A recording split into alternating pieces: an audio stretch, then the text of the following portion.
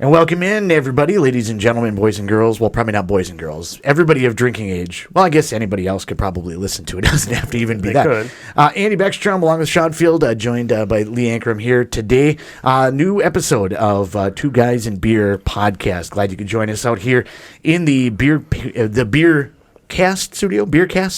That works. I like it. We'll go with that. That sounds good enough for me. Joined, as I mentioned here, Lee Ankrum from 320 Brewing in Pine City. Glad you could join us today. Thanks for having me. Yeah, thanks a lot for coming on. We appreciate your time to come out. We were kind of joking a little bit before that we've been kind of planning this for quite some time. It just, we had the snowstorm, and then there was a Vikings game, and then the Super Bowl, and it was kind of like, what's the next thing that's going to happen? I think it was like January last year, or this year, I guess, but like last winter. Yeah, it was a while ago, yeah. Priorities come up. Yep, absolutely. But, hey, we got it going, and we got it here. So, we're all set to go. So we're talking 320 Brewing in Pine City, Minnesota, and Lee joining us today, kind enough to be able to do that. Many different kinds of beers. Do you have an idea of kind of what you have here? If you can kind of take us through or give us kind of an idea of some of the beers, and then we'll kind of hit the best part of the I guess my opinion, the best part of the cracking them and drinking them. Yeah. Sure. So the first one I see right there is called Pontoon Cowboy. It's kind of like a Belgian wit, but call it a white ale, a little bit more Americanized, just lighter than Blue Moon is what I've been telling people, and that's kind of been our summertime crusher. Serves with an orange slice in the tap room. Ooh. So yeah, brewed the last batch of it. I think we're almost on the last keg of it. So summer's going away, so is that beer. Okay. I was just going to ask that question. Is that a seasonal beer for you then? Yeah. We just started in the beginning of the summer this year, and it's been crushing. So. All right. In the middle there in that orange can, we got Oktoberfest. Just released that first day of Oktoberfest, which was just last Saturday. So yeah, a lot of people bring their Oktoberfest out way too early, in my opinion. I like to keep it traditional. Sure. So that one got released last Saturday. Tasted real good. Philly Toothpicks is a pale ale that I opened up with, and that I'm really proud of. It's got Cascade CGX, which is just kind of like a hyperized Cascade, and Simcoe, which are just old school hop, new school hop. Goes together with kind of a classic pale ale. I say it's Sierra Nevada on steroids. All right, nice. Then rotate. Yeah, and rotating. There, maybe now you can. One of the white cans is a juicy IPA that just came out called Mind Burst. Juicy is this kind of vague term that's in between hazy and West Coast. So it's still got a decent amount of IBUs on it, but it's not gonna dry your mouth out kind of bitterness. It's you're gonna want another sip, but you don't need to, I guess. In the middle there, I'll need to. Yeah. Don't worry about that. In the middle there, we got a New Zealand Pilsner. So it's a dry hopped with New Zealand hops. I worked with a guy out of Malacca who used to have his own hop farm, and now he's doing hop selection for people. So it's kind of like a hop broker. So these New Zealand hops I got to pick when they were picked in the harvest, I guess. So they were both mid-pick, Motueka and Nelson Sauvin, which means they're danker, I guess. So that was a cool collab that I did with Pantown in St. Cloud. Okay. So he used a new experimental West Coast hop, and I used some New Zealand hops, but the same exact base. So you can go there, drink a West Coast Pils, and come to 320 and drink a New Zealand Pils. Different, but very similar. Nice. Then we got a porter called Coffee Coconut Happy Life Porter. Another beer that I opened up with that went really well. Always like the flavors of coffee and coconut together. Old ownership used to do a Happy Life or a Happy Wife Porter. I am not married, so I was going to ask if there was a relation to that. So I guess that kind of makes sense. I had to change the name up a little bit, otherwise I'd get confused. Well, Sean, I'll let you pick first. I have my mind on a couple of them, but I'll let you pick first. I have my mind on two of them too. I was going to let you pick and take the rest, but Well, I'm really interested in the pontoon one and the Oktoberfest, but I think I'm going to steal the Oktoberfest out of there because I really like Oktoberfest beers. So I was going to take this juicy IPA over here. So we weren't even close. Yeah, so that actually works out. The Pontoon Cowboy was going to be kind of my backup on that one. Pontoon Cowboy, yeah. Generally speaking, I think me and Sean are mostly kind of IPA, not exclusively, but, that's a lot of what we tend to drink. And, sure. So I'm definitely looking forward to that. All My right. brother-in-law especially is going to be looking forward to it as well. Yeah, last year, Andy and I actually went to Oktoberfest in Germany. Oh, sweet. Oh, that was a blast. Yeah. So much fun. Have you ever had a chance to go out there or any Oktoberfest festivals that are... I went to probably 6-7 years ago. I went to Oktoberfest. Nice. I just went for one day and then got to kind of travel around Germany. Sure. Went to a couple different places, but yeah, blast. It is so much fun. Yeah, I couldn't believe it, but it opened at 10. And with it 10:05, everybody's already got beer in their hand, having a good time. Like this is fun as heck, man. It was absolutely a Nobody blast. cares. Everybody's just sloshing beer, singing, having a good time. Yep. Even by the end of the day, that was a remarkable thing. In a way, how do I describe it? In a way, it was almost kind of reminded me of the biggest brewery ever, from the standpoint of I remember you had mentioned Malacca before. At one point, they were talking about putting a brewery in Malacca, but they needed to rezone. It's like one building on the corner of a block, and it's in the middle of town, and they would zone for the entire block. So obviously, it's become residential because this construction company went out of business, I don't know, 50 years ago or something like that. Okay. Really cool looking building.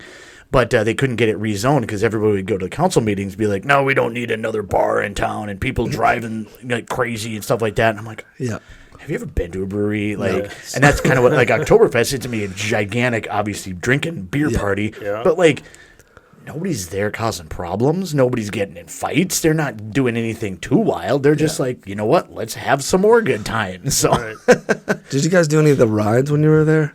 I just learned about all of these because, I didn't see them when I was there. I was just there for one day. But, yeah, there's a wheel basically on this, but a little bit bigger, and it starts spinning and it goes faster and faster, and the last person on wins, I guess. We've seen some of those. There's one, isn't it like a on the conveyor belt thing that goes on this conveyor belt that's spinning like this. Yeah, and isn't there one that goes uphill too, or something like that? We've seen some of those too, and we're like, we're gonna do those, and I don't think we found them. And by the time we thought of it at the end of the night, it would have been a terrible idea. We would have been some of the TikTok videos. We were too many leaders in at that point, but we didn't even find them or look for them. But we saw the videos of them, and that was the whole plan. Oh, let's go do that. It'll be a great time. Yeah, we never got that far. If you ever see the short that we had done, we did a live short out there, and at the time in my mind, it seemed like this went really well. I thought this was really good. And it came out a little bit later, and I rewatched it back, and I'm kind of like. It was we were a few liters in at that point, so it was a good time. Well, let's get this thing cracked open and try it. So the best part, I guess, in our opinion, we like to crack fresh on air. There's probably a lot of beer in the mics, but it's okay, it's fine. It's not the worst things to be in there.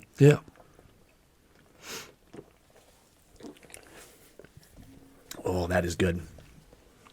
I like that a lot.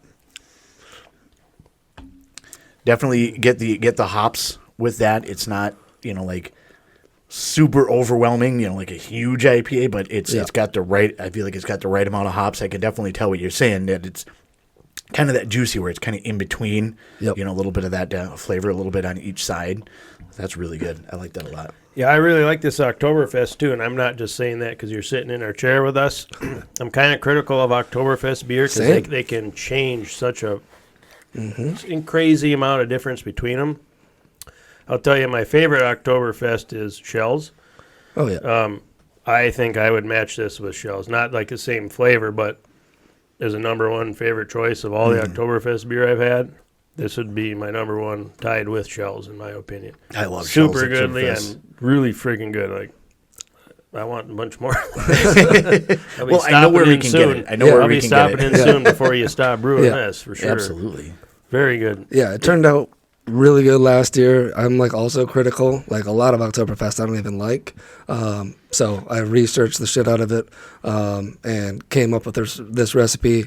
turned out really well last year. And I was like, well, we're on the exact same thing, Run it again. not changing a thing. So is this the only time you brewed it? Was this year and last year? Because we know you've been brewing and brewmastered at other breweries before you purchased 320.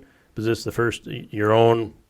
I think I took like a couple of things, but like I think the biggest driver in that beer is the yeast. Sure. So I use Bach yeast, which I've had, like a couple friends have used Bach yeast in Oktoberfest, and I was like, I like that better than, some of the more traditional yeast choices. So yeah, I did that, and yeah. So I kind of borrowed from things that I have done. Sure. That was probably the biggest change. Nice. Super good. Heck yeah. So we talked a little bit, John, just mentioning that you had been some other places, and so you had purchased 320. How long ago was it? A couple of years now? Closing date was May 1st of last year. So. Oh, geez, I feel like it was longer than that. It feels like it. Yeah. Same. Not in a bad way. I suppose for you, it's probably like, oh my goodness.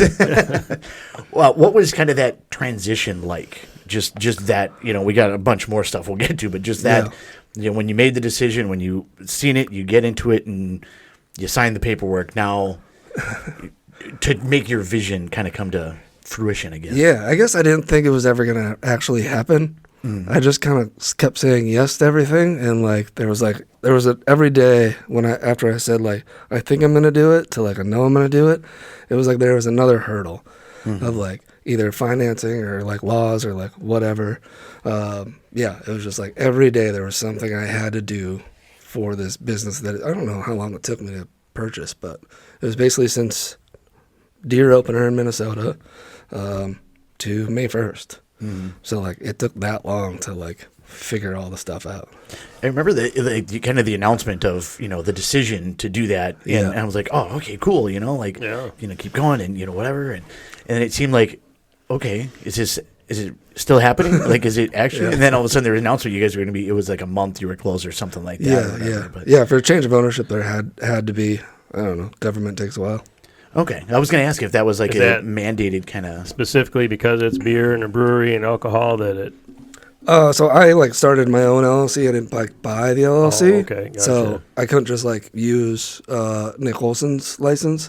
I had to like get my own. So okay, so it was like starting all over from square one. 100%. When you agreed to made the decision. Gotcha. Yep. Okay.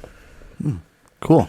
So you get into that, and let's kind of take it back first. We'll go back a little bit. So when did you kind of get I don't know if inspiration is the right way to put it, but when you decided, you know what, I'm going to actually not just brew beer in my garage or wherever it may be, in the kitchen stove like I've done in the past, and we'll show you the picture of the mixer at some point. Like when did you decide, you know what, I'm going to apply at a place, I'm going to make this into a career, like kind of that whole process? Yeah, so... Keep drinking, keep talking, I'm going to keep drinking. All right. My process, I guess, was a little bit differently. I never really was a home brewer. I like hung out with friends that were home brewers, and so when they were doing that, I was really interested in like going out and snowboarding every winter. So I would go do that, come back in the summer. My friends would be home brewing. I would just get another Joe job or whatever.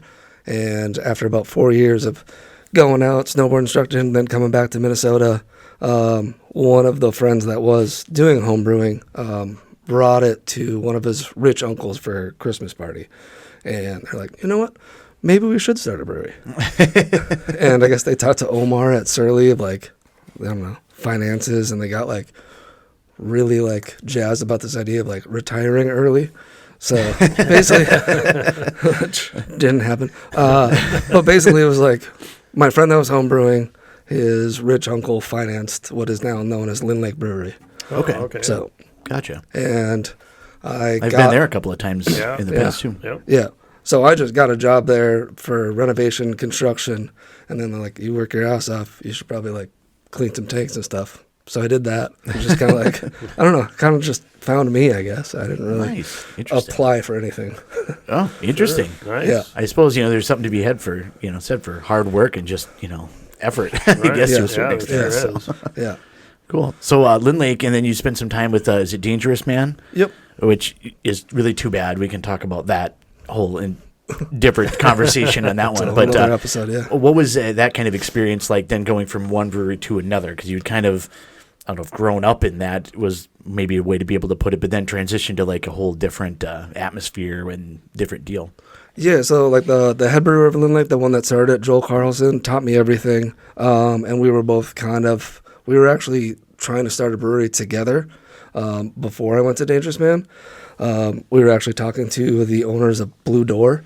We were going to start, it's called Eat Street. It's on Nicollet in like Minneapolis. We were actually going to start a brewery there, but their financing like fell through. So we were actually about to like jump from Lynn Lake to start our own thing, and then that didn't happen. So we kind of started looking for jobs. So I got a job at Dangerous Man. He went to Fair State, and then yeah. Cool. And then how did you find out that 320? I guess that's a kind of an intriguing question, you know, from my standpoint. Like, Yeah. I didn't even know that they were looking at that, but is that just something that through the grapevine or like how did that come about? I think it was the day after like Dangerous Man's last day that Nick texted my old boss, the owner of Dangerous Man, Sarah, and she texted me. So I basically woke up with a pretty bad hangover and saw this text. Like, do you want to buy a brewery? I was like, I thought I was just done with this. Okay, I guess. I was kind of looking for a different career path. Sure. So what did you do at Dangerous Man? Were you like the head brewmaster? Did you create beer there too, or? Yep. So I was there for 7 years, probably the first few. It was very much like collaborative. No one really ever had a head brewer title there until the last few years I held that title, mostly because one of my friends, John Lion Gang, started 9 Mile down in Bloomington, and then they were also starting this like production area. So like I was the head brewer of Minneapolis, I guess. Oh, cool. So, yeah. So you talk about, this person and that person and everything like that. It really is just kind of a small community, really, overall, especially in the 100%. metro area, Yep. because there's not that many people, I suppose, that do it. Yep. Yeah, I don't know. It's for some people, like job retention isn't as crazy as it was at Dangerous Man. I feel like everyone at Dangerous Man stayed there as long as they could. But everywhere else, it seemed like there was always changing stuff. So you meet everybody some way or another. Also, there's beer fests, Sure. Like, Absolutely. Yeah, I think Brandon's talked a little bit about that. We have a friend that does some home brewing. He's not at a brewery anywhere, but we've been trying to kind of talk to him about the same kind of thing. Try to be able to get something. Yeah, I think he actually he won something, so a local brewery in Minnesota is putting his stuff on tap there. Oh, I forget the name of the brewery now, Yeah. but he posted it. His is Olive Street Brewing, his home brew stuff. I don't know if you ever heard of that or not, but he's got his own tappers, his own stuff. oh, cool. He's won, Yeah, he wins a bunch at the state fair. 4 or 5 first place at the I don't state remember where fair he this was year, this year, and but- last year, and he's won some ribbons in other states. Oh. So we're trying to get him on. We just haven't had to work the logistics out for that yet. Sure, either, to have a yeah. home brewer on. Where's he out of? So he lives in, is it Coon Rapids there? I think so. Anoka-ish, Yeah. kind of just by 10. Okay. Cool. Kind of up 10 a little bit. So Yeah. but, yeah, he's he likes just tinkering with it. Sure. More than anything. So. Yeah. Well, he does a good job too. So Yeah. So now you've purchased 320 and you're Sure. getting into that, and you're kind of going through that month-long process. Did you have kind of a vision of what you wanted it to look like? Did you have an idea of what you wanted the beers to be like, or is it just kind of like so Sean made a reference to like that I had a bar at one point in time, and I think for me it was I Sure. had kind of a big picture, but as soon as I signed on the dotted line, I went and I woke up with the hangover the next day after celebrating having purchased this thing or whatever. Now Yeah. it's kind of like now what? Kind of like now I got to actually make it into something. Right. Like what was kind of that transition, I guess, before, Yeah, so like I went there a couple times with like a few different friends up there when it was still open before I purchased it, and bounced ideas off of them of like, just like interior design stuff. And the main thing was like the lights and the ceiling and the walls, and to put some of my own stuff on there. So like all like I don't know, there's a bunch of deer skulls and plants in there, and like all that's from my house. So cool. yeah, and like other little things that I found. But yeah, I don't know. I stressed over about paint color a lot, so I went to like Sherman-Williams probably like every day. I was just like get a coffee, stop in, look at different paints, and then go to work. I don't know. And what is how do you balance? Because obviously, since it's an existing brewery, there were people that were there before. Right. And you kind of want to have some of those people to be able to come in, I would assume. Yeah, 100%. But at the same time, it's now yours with your ideas, with your kind of vision. Right. How do you balance? I mean, I know that there's still the Blood Orange Blonde. We still have the Porter, even though we've renamed it now. Yep. We've gotten no longer a wife, the less wife. Yeah. But how do you kind of balance? Is it just a sales thing, or was there certain things that like, this is what I want to do, and these are the less performing, or what is that kind of that process like? When I took over, there was only like 3 or 4 beers left on tap, and so like there was like 1 keg of everything. So I think I like kept those on, and the idea was for me to just like take over like everything. Like at Dangerous Man, we had flagships, but I don't even like flagships. I would like to just brew a different beer every time I brew. Mm-hmm. Like I'm not a production person. If I was, I would buy a bigger place. Like Sure. The brewery is the size of this like studio. Right.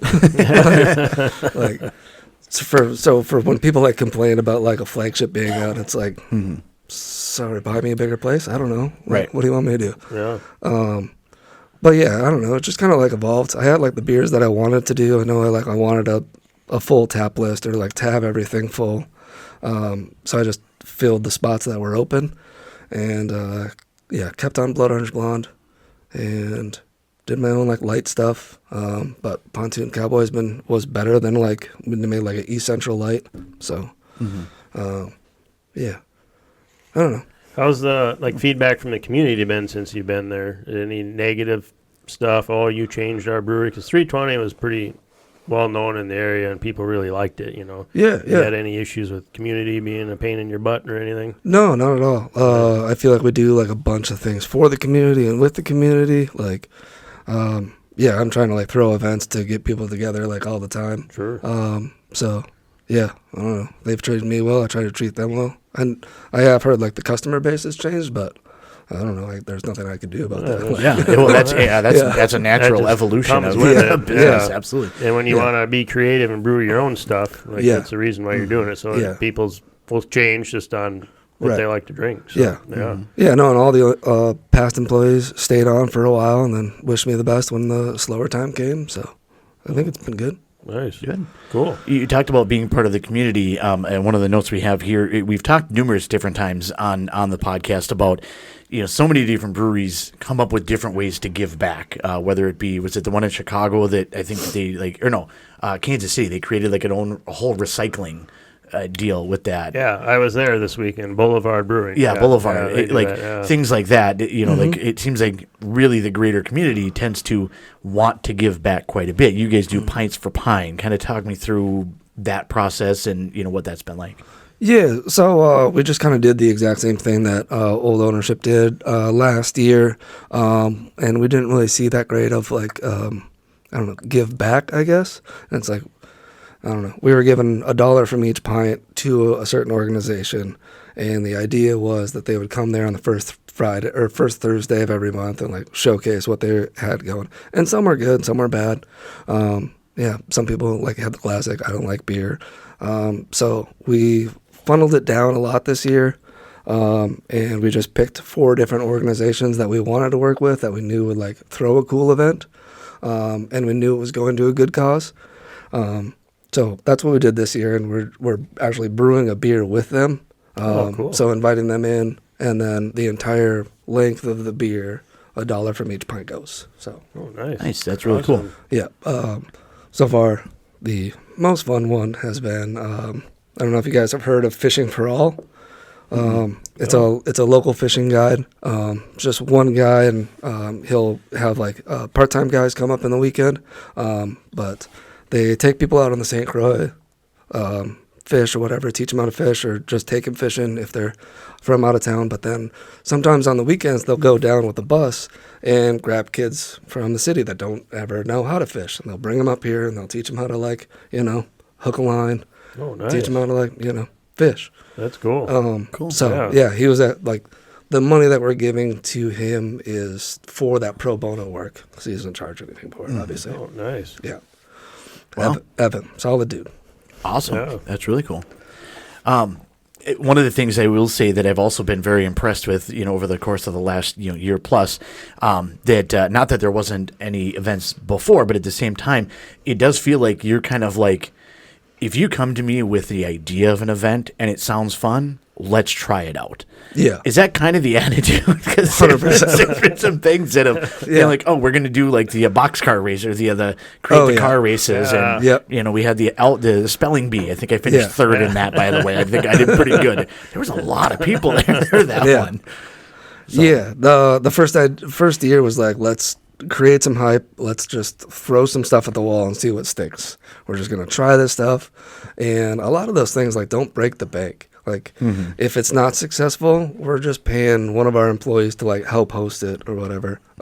So it didn't seem like that big of a risk, I guess. And we're still coming up with the new crazy ideas. So, Sure. Yeah, some we've had to cancel just because we didn't want anyone, like, to not come to the tap room because they think we're there. And then there was only, like, a few people signed up. Like, we just canceled the talent show, which I think just September, people are pretty non-committal. So, Sure. And so now you also have food there. There is the Tiki Tim's that's involved. Yep. And then I have also I have attended a couple of times now the either Burgers and Tots or the Dogs and Tots events. Is that you cooking back there? Or is that, 100%. Yeah. Okay, I thought nice. that's what I had heard, but I wasn't sure. Like it's been a lot of fun to be able to. We'll do that. We'll grab a group and October, it's going to be Burgers, Brats, and Tots. Brats. nice. Oh, there we go. Right. Love it. October, The Oktoberfest sausage Yeah. plate. There we go. Yep. I'm loving it. Yeah. It's awesome. So before I got into snowboarding, before I got into brewing, I was going to culinary school and working in restaurants. So that's kind of, I don't know, there was a kitchen back there and I was like kind of jonesing to get back there. So Nice. it's been fun. That's cool. Yeah, the food's good too. When we ran through Ragnar earlier this year and had the tacos there, and they were good. Yeah. Yeah. It's a lot of fun. Yeah. Really cool place to be able to go. Yeah. So trying to kind of go through kind of some of the list here, try to keep myself on track a little bit. Sure. Take me through, do you know like a lot of the history, like prior history, like the name 320 is, I'm assuming it's just a nod to the zip code or area code, not zip code. That'd be Area code is what I'm told. Thing. Yeah. There we go. Okay. And then some of the other thoughts, or what is kind of your philosophy moving forward from, what it was? Moving forward, 320, the reason, I guess, that my former boss, Sarah, texted me right away was because I almost bought a brewery down in Minneapolis called Broken Clock. Well, it was not Broken Clock. It was their old location. They recently moved. Yep. Okay. Yeah. It was like kind of back in this corner and had a huge parking lot, and I was going to have like a motorcycle-themed brewery, kind of, with like a bunch of live music and motorcycle rallies and stuff. But that like fell through in a horrible fashion, and that was kind of right before all this, so I totally forget the question. But keeping the name 320 was hard for me because I had this vision of this completely other brand. Sure. But at the same time, I was like, well, I don't want to scare away any of the locals coming in with a different type of party than they were looking for. So the Broken Clock, is that the cooperative? Yep. Does that still exist in, or is that? Yeah, 100%. Yeah. Okay. I guess I've only been to the one that was just north of 56 Brewing or 56 Brewing. 56? Yeah, so that was their old location. Okay. Now they're south of 56 on Marshall, on the main drag. Okay. Just south of where Psycho Susie's was. Oh, okay. Yep. Okay. Yep. So, Gotcha. Okay. Yeah, I'm fairly familiar with, I usually remember bits and pieces from when I'm in that area. yeah. So we're talking about 320. We talked a little bit about some of your past brewing at those other companies, Dangerous Man and whatnot. Is there anything lessons that you learned from those days that you're able to carry with you into your ownership of this new brewery and kind of things you wanted to execute? Yeah, I mean, like besides just like the brewing stuff, because obviously that was like every day. But I don't know, like they really like there was a reason that they had employee retention. So kind of like taking their model and like putting the employees first, kind of thing. It's been mine, I guess. Sure. Yeah, they had a lot of community involvement too, but this place did before me, so I'm just kind of carrying the torch of both of those. So Okay, cool. So having been a new owner of a business myself, it's always kind of an interesting question, a couple of questions to ask. Yeah. What was probably the biggest thing that surprised you, either good or bad? Like now you've purchased it, you own it, you opened up, and now it's fully you, and this is whatever it is. Here's my idea, and well, that's not at all what I thought it was going to be. Yeah, I don't know. I guess the clientele, not for better or for worse or whatever, but when I first learned of this brewery, the brewery that I was about to create with a friend was from Rush City. So I asked, obviously, I was like, I know you're like going off and doing different things, but I'm thinking about still starting a brewery. Do you know anyone in that area? And he referred me to a friend that he went to college with. So I met up with her. She kind of like showed me around the town and like introduced me to other people, and they were all like younger than me or whatever. And so like now looking around at my like regular crowd, it's people much older than me. So yeah, I guess like maybe I should have done my research, but the age and the what people are into in Pine City was misrepresented the first few times I came to Pine City. Oh, fair enough. I suppose you get kind of an idea just on a couple meetings. So. Yeah. Interesting. And then it kind of similar to that, if you could, now that you're a little more than a year in, if there's one thing that you could maybe redo right from the get-go, is there anything that comes to your mind? Maybe an event or just anything, maybe that color that you chose from Sherwin-Williams that I'm going to judge you on later. Oh no, pewter green. Pewter green is great. Let's see. I'd probably start cooking food immediately. I probably would have, done less time trying to like partner with people and trying to make it work, and then just like doing my own thing, finding a chef. Because I think that's like kind of the future. Mm-hmm. Sure. Absolutely. What's been, you said kind of the future, so you obviously you're doing well and kind of have a vision for the future.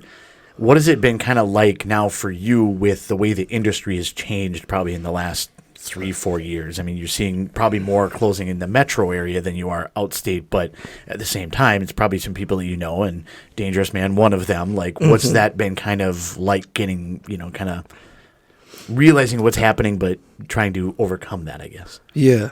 I don't know. Me and Travis were just talking about this like yesterday. Travis, Pizza Pub guy. And he was like, I don't know, it takes like 5 years for anything from the city to get up here. So I figure I got like 3. I feel like I got 3 more. So. Perfect.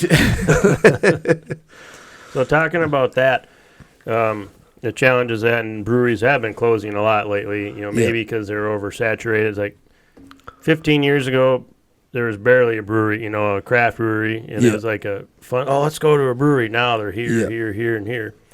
So we're seeing some losses there, and I'm curious on the business expense side of it with the past couple of years of cost of rising goods. How's that been affecting what you're able to produce and output?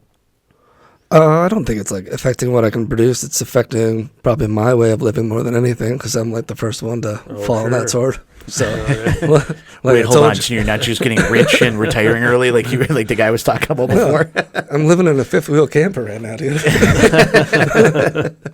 Has it been pretty drastic, like price increases though on the business side for all the ingredients that you need?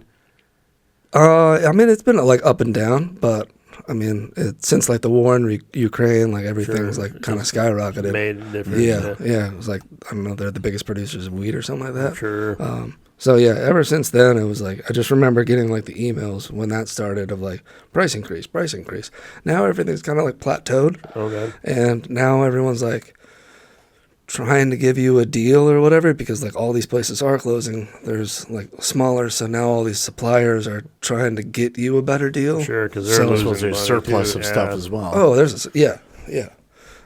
No, when I did that New Zealand pills, like there was like a quantity minimum, and then I called about it, and they're like, "Oh yeah, well, whatever. Are you buying hops? Sweet." Right. So let's go. Let's get it going. So do you get a chance? You already said you bought some hops from Malacca or a farmer out there. Are you able to get any other locally sourced ingredients or? I wanted to do a fresh hopped beer this year because I did one when I was at Dangerous Man from a guy right across the border, not like Dresser or whatever, right past there. I think it's like Deer Valley Farms. I don't know. I partnered with him for a beer, and that turned out amazing. And I want to do that again this year, but I have not had the opportunity. I know somebody that's got a lot of acreage. Don't tell my father-in-law. For hops, you say? Just about anything. growing? Me and my brother-in-law have been talking about, like hops and, just all the grains, like all the different stuff or whatever. Yeah. So Dean keeps wanting to do hay and stuff like that. And I'm like, well, hay's selling for like 10 cents a bale at this point, so it's fine. Well, why not? You have little hops growing on your silo out Yeah, there. we got some out there.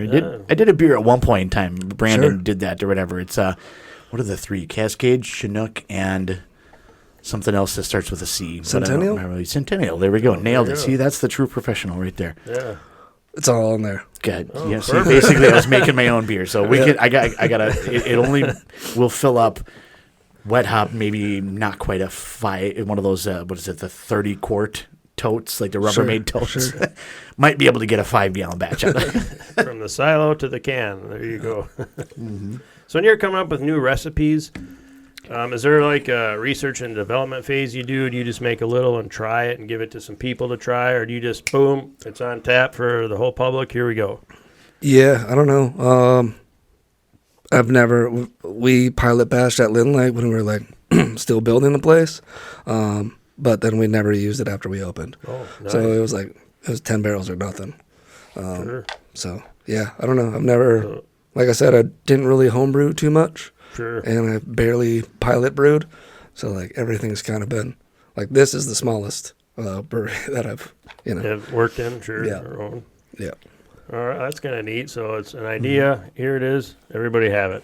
Mm-hmm. Yeah.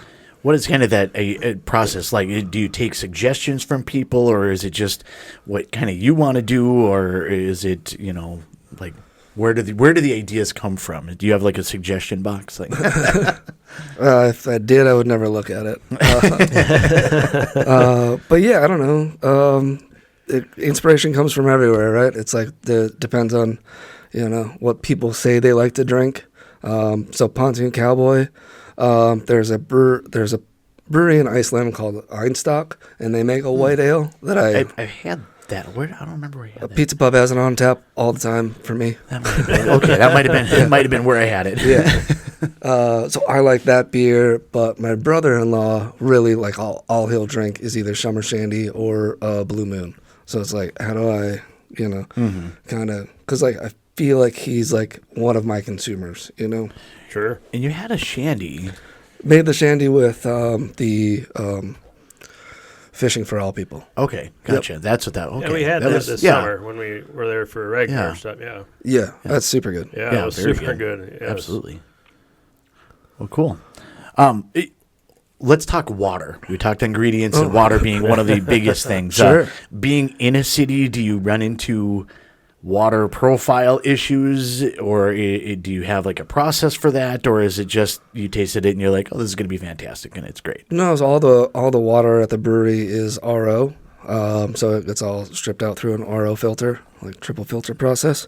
And so that water is great. It doesn't have anything in it. Right. It's all stripped out, but it's delicious. And actually, I canned some water this summer, and that was selling faster than beer. It's wild. I don't know if I made any money on it, but like, it was fun. There you go. Whatever it takes, Yeah. That's the ultra NA. That's Yeah. what that is. Yeah. That's the awesome. beer zero. Yeah. No, so when I'm really caught up on beer right now, I probably am going to can more water, do some sparkling water and some hop water, and maybe some THC water. We'll see. There we go. Yeah, that'd be I feel like interesting there's been to- more yeah, and a more lot that of have gone that direction. Is there a lot of overhead or a lot of oversight, I guess, with that, or is it kind of this similar with other beers? Just run it through the get the label through the state. Are you talking THC now? Yeah. Oh, yeah. I feel like a lot of things have changed like over the summer. I made some last winter, but it's kind of like it's such a fluctuating market that like everything's changing, including the laws. So like right now, I don't really know what's going on.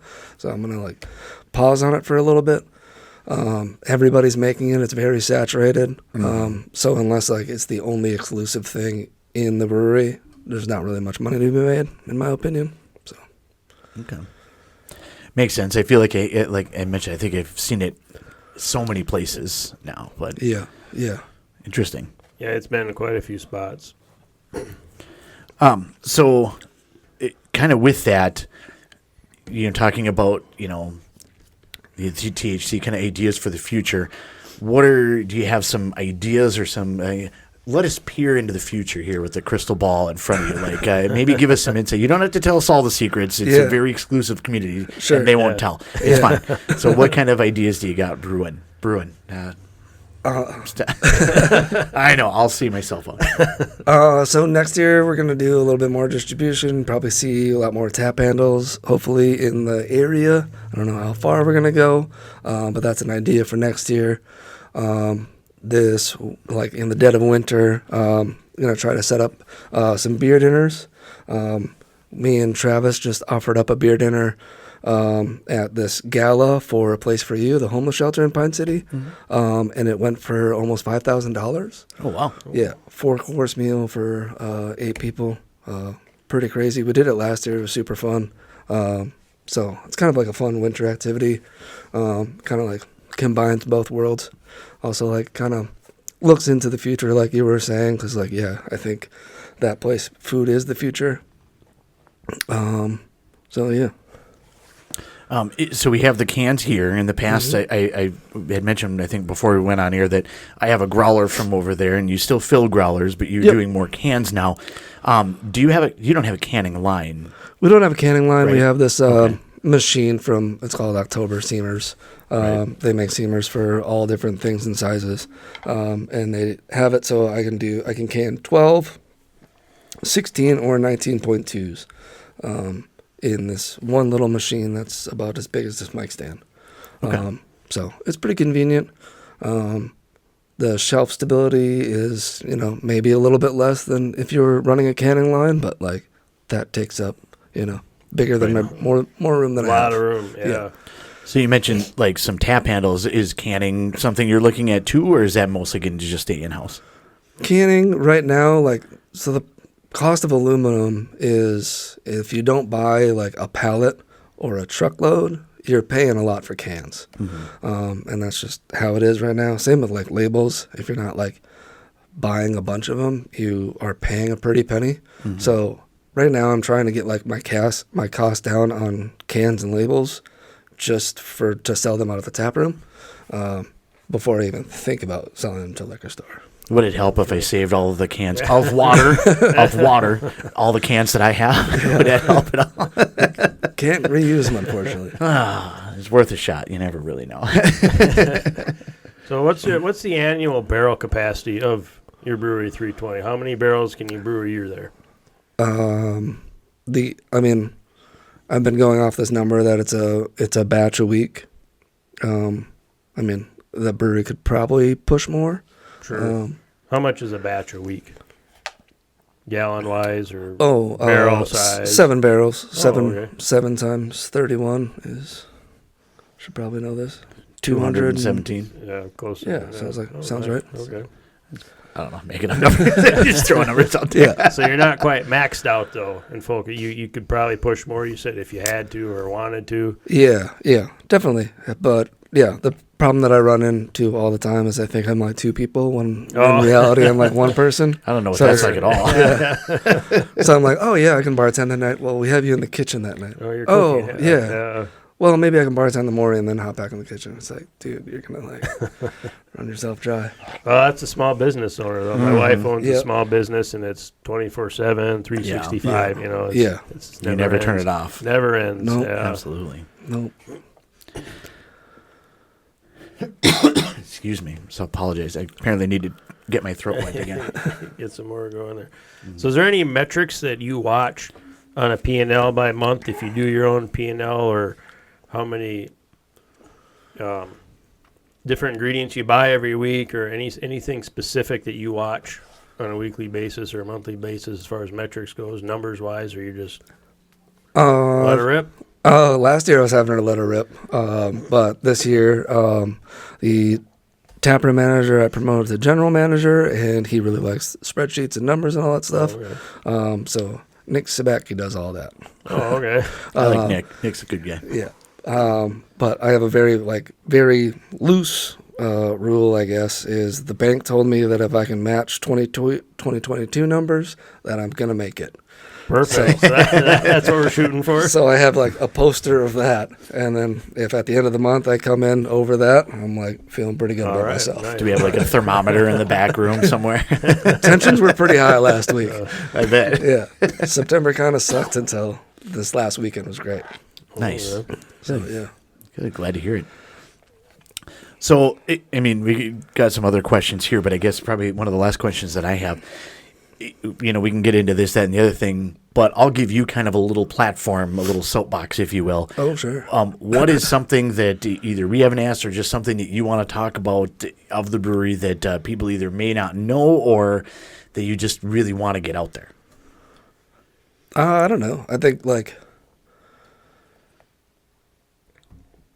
from like past, I don't know if like what past customers like have thought or whatever, but like there's a lot of people I feel like in the Pine City area that haven't like stopped in and checked out the new thing, or like had the food, had the tacos, anything. So They're amazing, by the way. The tots are amazing. The tacos are amazing. Super the dogs awesome. are amazing. The burgers are amazing. Yeah. The beers, it's beer, so it's Yeah. good. It's very good. This IPA is fantastic.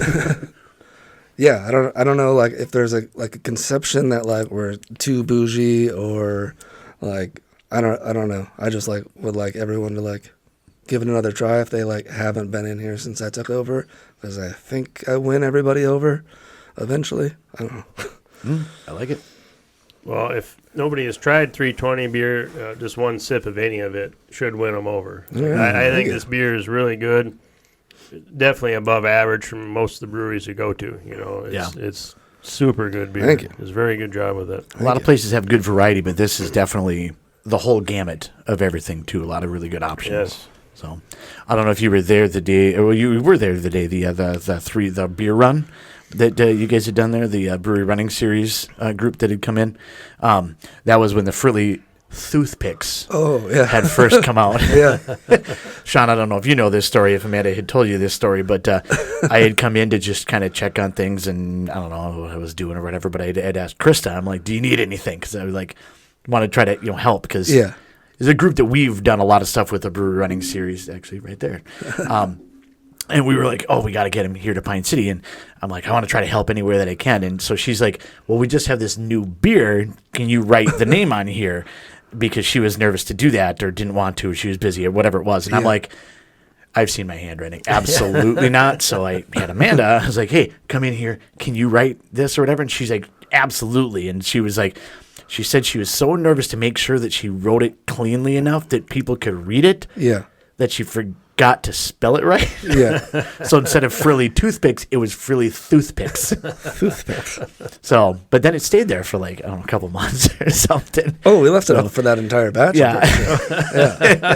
Yeah. So No, people got to kick out that. Like to make fun of her about that. It was kind of funny. She, rolls her eyes at me, but she does that all the time anyway. So Also, the funny thing about that story is like I am severely dyslexic, so I spell things wrong all of the time, and so like I get made fun of all the time. the original batch of like flight cards. If you get a flight, you can like fill out your own things. It was fight cards. Oh, good. Yeah. There we go. Perfect. Yeah.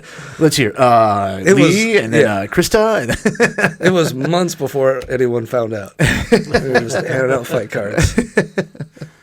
That's excellent. I suppose that could be the next round of the next event, Yeah. the main event, Yeah. if you will, coming up. Yeah, sure could be. Sean, what else you got going on? Well, as I was doing some digging on the local Pine City, I don't know if you knew this. I didn't know this, and I've worked in Pine City now for I don't know how many years, 6, 7 years now. But on my notes here, there's been a brewery in Pine City prior Yeah. that I found out. But, of course, it closed in, according to the good old interweb, it closed in 1915 due to Prohibition. So I didn't know make it to that one. I thought that was kind of interesting. Uh-huh. So you clearly knew about it. Started in 1882, and I'm probably going to butcher the name, but Bolsmeyer Brewery in Pine City, if I'm saying that correctly. And according to this, it produced about 4,000 barrels a year.